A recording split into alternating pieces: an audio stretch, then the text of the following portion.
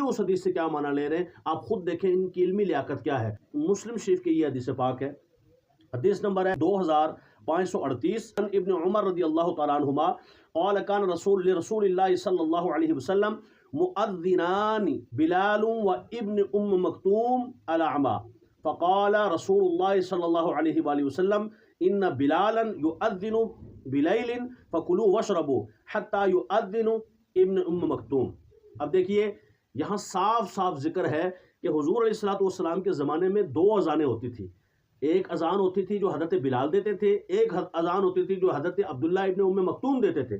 حضرت بلال اذان سحری دیتے تھے، سحری کے لیے اذان دیتے تھے، اور حضرت عبداللہ ابن ام مکتوم یہ اذان دیتے تھے فجر کے لیے۔ یہ قاعدہ کلیہ ہے باقاعدہ کہ جب اذان فجر ہو جائے تو پھر کھا پی نہیں سکتے۔ تو یہ جو حدیث پاک ہے نا کہ کھاتے رہا کرو، وہ حدیث پاک پہلی اذان کے لیے۔ اب آئیے جو اگلی